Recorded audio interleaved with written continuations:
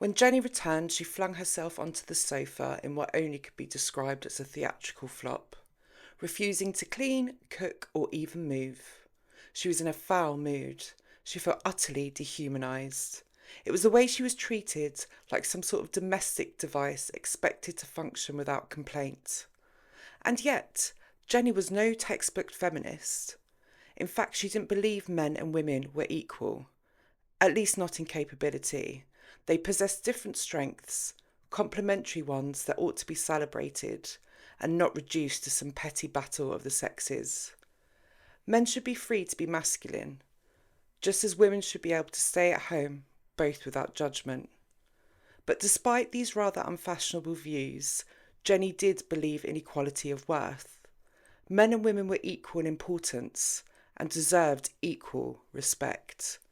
And frankly, this whole situation was a complete poop show. She'd had enough. She needed to undo this mess, this ridiculous world she'd somehow landed in. She didn't want Molly growing up in a place like this. She didn't want her son turning into an insufferable little prat. And she certainly wanted Kathy to have her son back. With a sudden surge of resolve, Jenny leapt up and began a frenzied hunt for the trinket box. Perhaps Liam had been right. If this madness was real, then maybe she could undo it. She tore through the bedroom drawers, flinging clothes across the floor with wild abandon. The wardrobe suffered a similar fate. Soon the room resembled a war zone more than a bedroom. Downstairs the chaos continued. Drawers yanked open, cupboards emptied, cushion thrown in every direction, and then a knock at the door. It was Kathy. "I need to speak with you, Jenny." Kathy's expression was grave. "You were right. Tina's fine. But I really don't think you should go out tonight. You might get into trouble." Jenny rolled her eyes, sagging against the doorframe. "Oh, Kathy, I know. Soho's full of alcohol, drugs, gay people, prostitutes, all of them having a marvellous time. Blah, blah, blah." Kathy, thoroughly unamused, sighed. "Jenny, there are also gangs of thieves operating, resistance terrorists, and SOEs." Jenny blinked. Terrorists? And what the hell was an SOE? Spies, Jenny. Government spies. Kathy folded her arms, and Jenny burst out laughing. "Oh, please, I think I'd notice a spy. I'll steer clear of any 6-foot, well-dressed men with ticking rucksacks and suspicious facial hair." "No, Jenny, are you mad? SOEs are mostly women. All ages, all sizes, all classes. You wouldn't know they were there. They report back on behaviour and identify resistance groups. Same with the female thieves. One fakes a medical emergency while the others steal your belongings. And as for the terrorists, also women. The resistance is almost entirely female." Jenny snorted. "So, we have the honour of spying, stealing and rebelling, but not buying our own bloody shoes. How marvellous. Priorities, eh?" Kathy tutted. "I'm just saying you can get into serious trouble." Jenny grabbed her shoulders, locking eyes. "Kathy, look at my house." She gestured wildly at the wreckage of the living room. "This is what is inside of my mind and what it looks like. I need to dance, I need to drink, meet people and live. I promise not to join the resistance or share top secret military wife information with the spy." She kissed Kathy's cheek. Kathy sighed. "Fine, but don't say I didn't warn you." Her eyes swept the room again. "I'll collect the children while you attempt to make this presentable before James gets home." And with that she left, huffing like a disapproving mother. Jenny resumed her fevered search for the trinket box. When the children returned, they stopped in stunned silence. "Mummy, have we been robbed?" Jenny knelt and took their little hands. "No, darlings. When Mummy was ill, she had a small trinket box. Do you remember if I brought it home? It's reddish orange, like pottery." The children shook their heads. "No, Mummy," Molly whimpered, lip trembling. "Don't worry, sweetheart," Jenny said gently. "It's a very important box. Just let me know if you see it, all right?" They nodded hesitantly.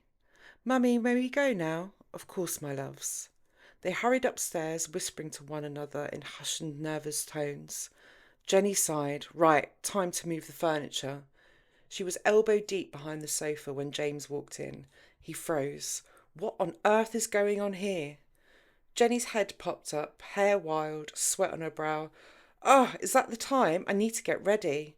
James' voice sharpened. Where are you going, and what the hell has happened in here? I'll explain later, Jenny called while sprinting upstairs. I'm going to Soho with Liam and Tina. Oh, no, you're not, James thundered. Are you completely insane? Jenny rolled her eyes. Oh, James, she called back, tugging a brush through her hair. I'll explain everything when I'm back. She swiped on lipstick, jammed her feet into her new shoes, and practically flew down the stairs. Planting a quick kiss on his cheek, she said, You'll have to make dinner. Love you all. Bye. And then she was gone. As she raced down the street, she caught the judgmental stares of neighbourhood wives and flashing them a grin. Tonight she was going to live. Jenny rapped sharply on the door. Tina, already tipsy, flung it open with dramatic flourish. Ah, the time traveller arrives. Come in, come in. Let us introduce you to the wonders of Soho. Here, have a cheeky Vimto. Jenny, delighted, took a hearty swig of the concoction, half port and vodka and half Vimto, and felt its warm blossom in her chest. The house was warm, scented with incense. Fairy lights twinkled around the room, and soft music played from an old speaker in the corner. Liam lounged in an armchair, feet on a cluttered coffee table, sipping port like a man without care.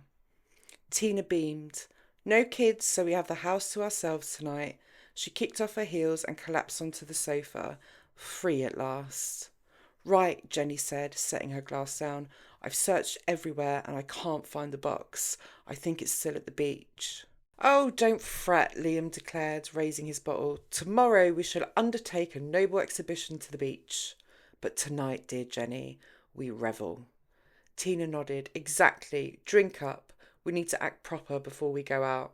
Liam arched a brow. Oh yes, dignity and decorum, as always. Tina leaned forward, eyes sparkling. So, Jenny, how are you?